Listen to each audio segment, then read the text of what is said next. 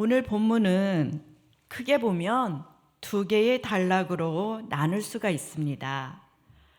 첫 번째 단락은 1절에서 3절까지로 율법을 듣고 순종하는 내용으로 시기적으로 보면 지난주 수요 예배 때 살펴본 성벽 봉헌식과 연결된 내용입니다. 그리고 두 번째 단락은 본문 4절부터 마지막 31절까지 내용으로 느헤미야가 유대 공동체를 다시 한번 개혁하는 내용입니다. 아무리 작은 변화라 할지라도 한 번의 개혁도 어려운 법인데 느헤미야가 두 번째 개혁을 시작한 것입니다. 이 부분에 대해서는 약간의 배경이 필요합니다. 오랫동안 유다의 총독으로 예루살렘을 다스렸던 느헤미야가 바사왕 아닥사스다의 부름을 받고 바사인 페르시아로 돌아간 적이 있었습니다. 즉 느헤미야가 예루살렘을 비웠던 시기가 있었던 것입니다. 그런데 이때쯤 유다 공동체의 신앙을 와해시키는 여러 가지 신앙 문제들이 발생한 것입니다. 바사에서 이 소식을 듣고 예루살렘에 돌아온 것인지는 확실하진 않지만 느헤미야가 예루살렘에 다시 돌아왔을 때는 이미 유다 공동체의 타락과 변질은 만연했습니다. 먼저 첫 번째로 예루살렘으로 돌아온 느헤미야가 목격한 첫 번째 사건은 성전이 더럽혀진 사건입니다. 4절과 5절에 나와 있는데요. 우리 한번 자막을 보시고 한번 4절, 5절 같이 한번 읽어보겠습니다. 시작.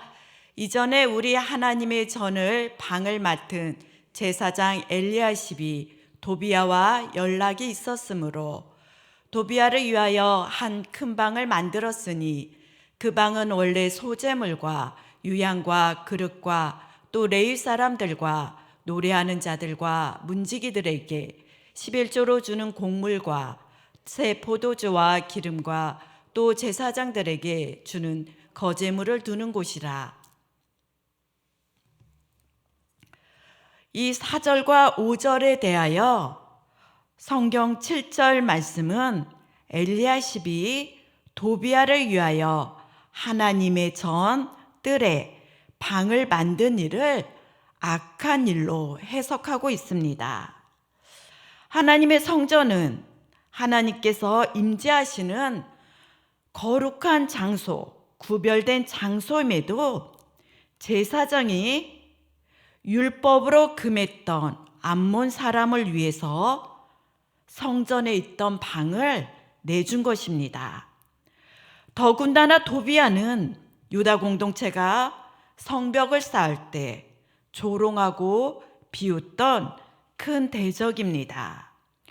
하나님의 역사를 망치고자 느헤미야를 죽이려고 시도했던 인물입니다. 그럼에도 제사장의 조력을 받고 성전 안까지 들어온 것입니다. 말씀으로 성전을 지켜야 할 제사장이 부패한 것입니다. 그런데 제사장뿐만 아닙니다.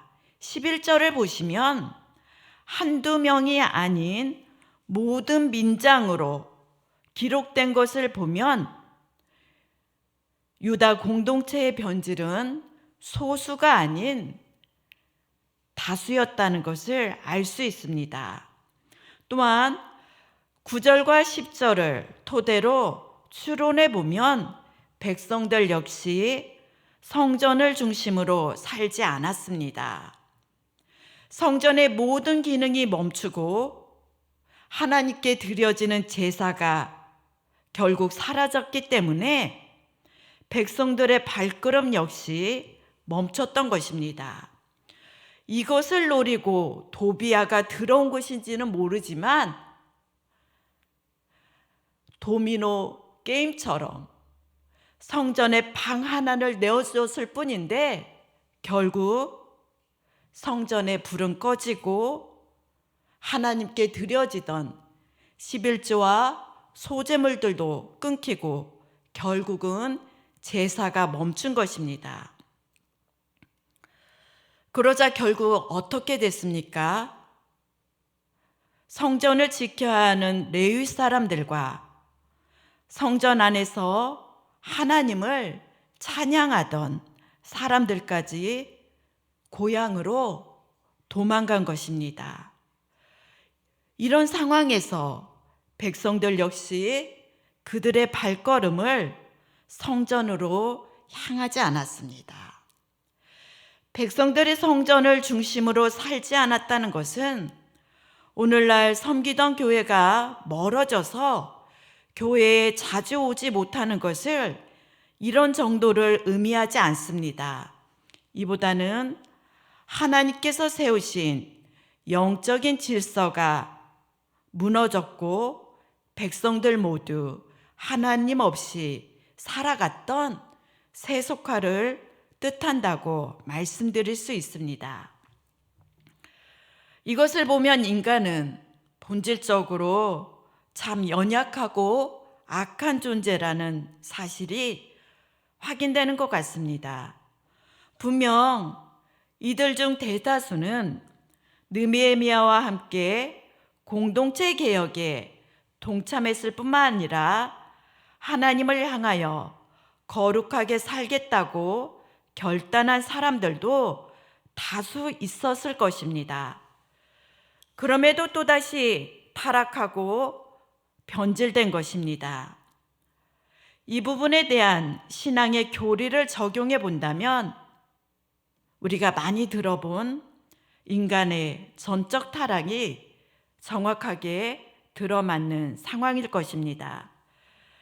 그렇기 때문에 이 점을 우리에게 적용해 본다면 성도는 한번 구원을 받았다 할지라도 방종한 삶을 살거나 방심을 할 수가 없습니다. 하나님의 큰 은혜에 경험이 있는 성도라 할지라도 동일합니다. 오히려 더욱더 말씀 앞에서 자신을 낮추고 겸손하게 행해야 합니다. 무엇보다 하나님께서 베풀어 주신 가장 크신 은혜인 십자가를 기억하며 살아가야 합니다. 십자가의 은혜로 영원한 생명을 주신 하나님께 감사하며 날마다 말씀으로 우리의 삶을 돌이킬 때 성도 역시 경건함을 잃어버리지 않을 수 있습니다. 두 번째로 느헤미야가 유다 공동체를 개혁한 사건은 안식일 준수입니다. 단락으로 보면 크게 15절에서 21절까지, 22절까지 해당이 되는데요. 우리 한번 요약하는 관점으로 15절, 16절, 17절 자막을 보시고 한 절씩 교독하시고 17절은 함께 읽겠습니다. 제가 먼저 15절 읽어드리겠습니다. 그때 내가 본즉 유다에서 어떤 사람이 안식일에 술틀을 밟고 곡식단을 나귀에 실어 운반하며 포도주와 포도와 무화과와 여러 가지 짐을 지고 안식일에 예루살렘에 들어와서 음식물을 팔기로 그날에 내가 경계하였고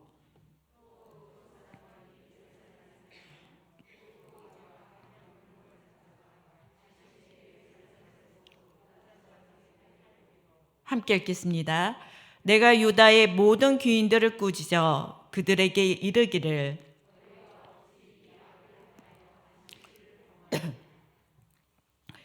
17절 말씀을 보더라도 유다의 대다수 사람들이 안식일을 가볍게 여긴 것을 알 수 있습니다. 아마도 이들은 변질되어서 일주일 중 하루 일을 하지 않고 쉬는 종교적인 규례 정도로 생각한 것 같습니다. 하지만 느헤미야의 시각은 백성들과 완전히 달랐습니다. 성경에 있다면 18절 말씀에 기록된 것처럼 자신의 조상들이 안식일을 어겼기 때문에 하나님의 진노의 대상이 된 것을 확신하고 있습니다. 실제로 선지서를 보면 느헤미야의 이 같은 시각은 맞습니다. 이사야 등 선지서에는 이스라엘을 멸망에 이르게 한 죄 중 하나가 바로 안식일을 어겼던 죄라고 분명하게 기록되어 있기 때문입니다. 그렇다면 성경적으로 안식일은 도대체 어떤 의미가 있기에 이토록 성경과 느헤미야 그리고 하나님께서 강조하는 것일까요? 제가 잠시 설명드리겠습니다. 안식일은 우리가 알고 있는 것처럼 천지를 지으신 하나님께서 정하신 날입니다. 하나님께서 한 날을 정하시고 하나님 자신이 안식하셨을 뿐만 아니라 안식일을 복되게 하심으로 안식일을 지키는 사람까지 그 복을 누리게 하셨습니다. 창조주 하나님께서 왜 이렇게 정하셨습니까?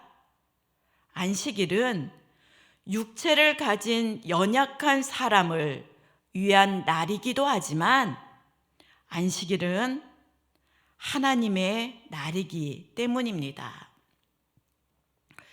이스라엘 백성들이 하나님께서 정하신 대로 이스라엘 백성들이 하나님께서 율법을 통해 말씀하신 대로 안식일의 모든 일을 중단한 것은 이스라엘을 먹이시고 이스라엘을 입히시는 하나님을 신뢰하고 인정하는 신앙 행위이기 때문입니다.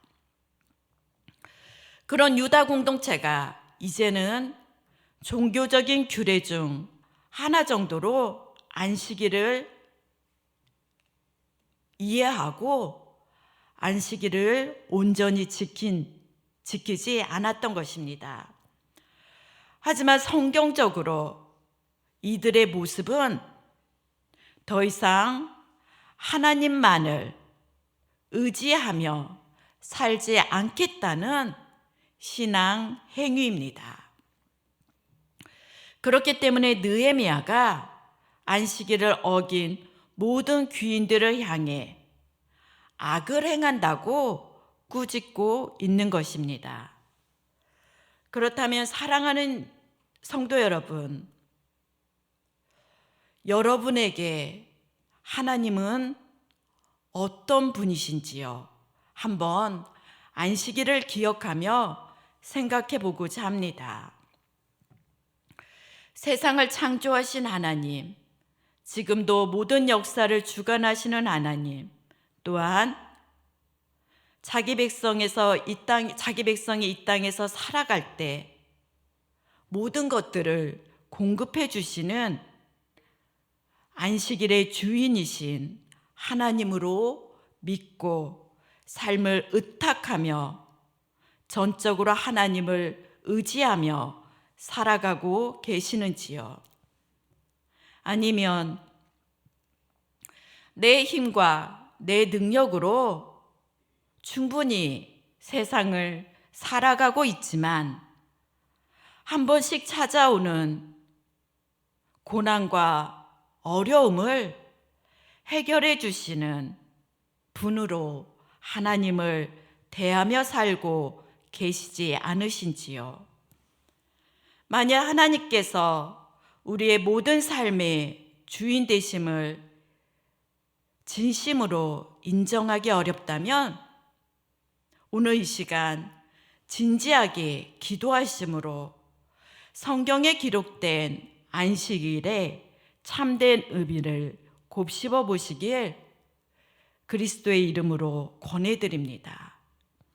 왜냐하면 시대는 너무나 달라졌지만 느헤미야 시대에 비교하면 너무나 복잡해지고 현란해지고 풍족한 것 같지만 여전히 하나님만이 자기 백성의 인생을 전적으로 책임지시고 돌보 계시는 유일하게 살아계시는 하나님이 되시기 때문입니다. 그렇기 때문에 느헤미야는 안식일을 어긴 유다 백성들을 향해서 경계하다라는 말을 계속해서 표현한 것입니다.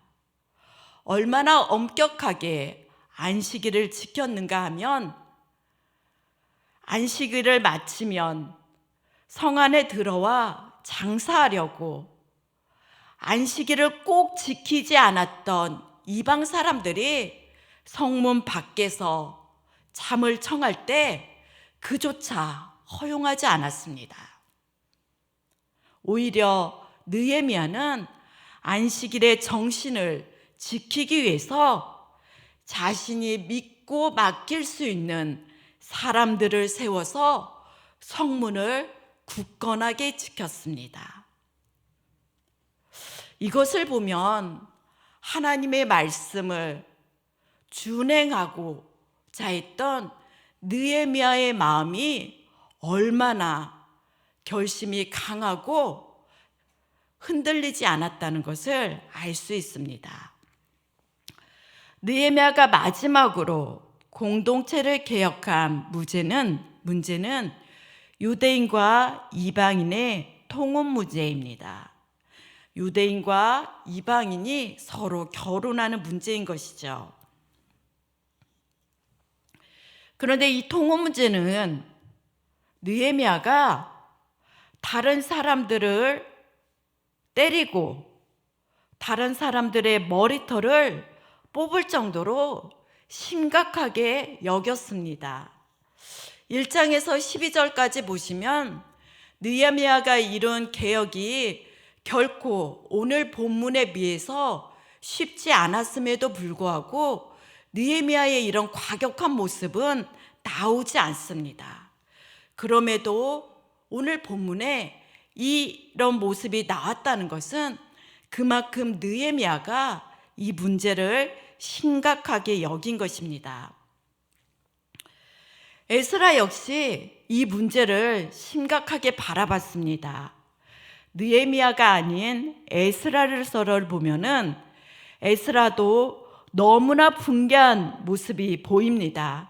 다만 느헤미야와 다른 점이 있다면 느헤미야가 다른 사람을 때리고 다른 사람의 머리털을 뽑았다면 에스라는 너무나 화가 난 나머지 자신의 머리털을 뜯는 장면이 나옵니다.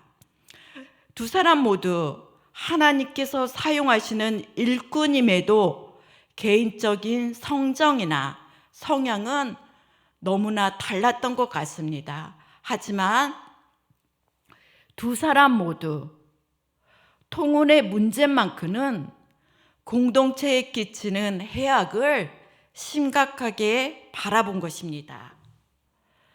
느헤미야 10장을 보더라도 유다의 많은 사람들이 자신들의 딸을 더 이상 이방인들에게 주지 않고 자신들의 아들들을 위해서 이방인의 딸을 데려오지 않겠다고 맹세를 합니다. 오늘 본문 25절에도 똑같은 내용이 나오는데요. 느헤미야 10장에서 한 이 맹세는 결코 단순한 맹세가 아니었습니다. 자신들의 이름을 쭉 적고 사인을 합니다. 즉 임봉까지 했던 대단한 결심을 했던 결단이 있었던 맹세입니다. 그럼에도 유다 공동체의 통혼 문제는 여전히 존재했던 것입니다. 그렇다면 느헤미야는 하나님께서 왜 이방인과 결혼 문제를 금하고 있는지 느헤미야는 근원적인 원리를 이스라엘의 유명한 왕인 솔로몬을 통해서 설명하고 있는데요. 우리 한번 26절 다 함께 말씀을 한번 읽어보도록 하겠습니다. 26절입니다. 시작. 또 이르기를 옛적에 이스라엘 왕 솔로몬이 이 일로 범죄하지 아니하였느냐. 그는 많은 나라 중에 비길 왕이 없이 하나님의 사랑을 입은 자라. 하나님이 그를 왕으로 삼아 온 이스라엘을 다스리게 하셨으나 이방 여인이 그를 범죄하게 하였나니. 솔로몬의 생애를 오늘 관점에 맞춰 짧게 살펴보면 솔로몬이 왕이 된 초기에는 하나님의 말씀을 가까이 했습니다. 곳곳에 하나님께 기도했고 하나님의 음성 듣기를 힘썼습니다. 그러나 솔로몬 통치 후반에는 성경에 여러 번 나오는 것처럼 솔로몬은 하나님을 완전히 떠났습니다. 하나님께서 심판하시기 전 심지어 2번이나 나타나 솔로몬에게 다른 신을 따르지 말라고 경고까지 하셨지만 아무런 소용이 없었습니다. 솔로몬이 끝내 하나님 말씀을 청종하지 않았던 것입니다. 말씀을 듣고 어겼던 것입니다. 그 이유는 느헤미야가 언급한 대로 말씀을 어기고 아내로 맞은 이방 여인들이 솔로몬의 마음을 돌이켜서 하나님을 향해 있던 솔로몬의 마음을 돌이켜서 우상에게로 향하게 한 것입니다. 느헤미야는 이 점을 심각하게 여기고 염려한 것입니다. 24절에 기록된 것처럼 유대인과 이방인들 사이에 태어난 자녀들이 엄마의 말은 배워도 유다 방언을 못하는 것을 보면서 이것은 단순한 언어의 문제가 아닌 하나님을 모르는 다른 세대가 태어나는 큰 문제로 느헤미야는 인식한 것입니다. 특별히 느헤미야는 말씀을 통해 유다 공동체를 새롭게 개혁하고 부흥시킨 인물입니다. 그 어느 누구보다도 유다 공동체가 하나님의 말씀을 듣기에 힘써야 한다는 것을 압니다. 그런데 하나님의 말씀을 들을 수 있는 하나님의 율법이 선포되었을 때 그 말을 알아듣지 못하는 자녀들이 태어난다면 그 자녀들이 하나님을 온전히 섬길 수 없다고 염려한 것입니다. 그렇기 때문에 느헤미야는 단순한 오늘날 성도와 하나님을 알지 못하는 성도 간의 그 결혼 문제를 빗대어 언급하는 것이 아니라 본질적인 여호와 신앙을 전수하는데 어려운 다른 세대를 바라보며 유다 공동체를 향해 개혁하고자 한 것입니다. 사랑하는 성도 여러분, 저는 이 시간 말씀을 맺고자 합니다. 느헤미야가 유다 공동체를 개혁한 세 가지 사건을 보았는데요. 성전 정화, 안식일법, 이방인과 통혼 문제. 사실 이 문제는 우리에게 들리는 실질적인 단어만 다를 뿐이지 본질적으로 우리 역시 똑같이 안고 살아가는 신앙의 중심적인 내용입니다. 이것을 기억하며 느헤미야의 개혁을 다시 한번 기억해 보면 좋을 것 같습니다. 느헤미야가 얼마나 이 문제들을 중요하게 여겼는지 우리 삶에 적용해 보면 좋을 것 같습니다.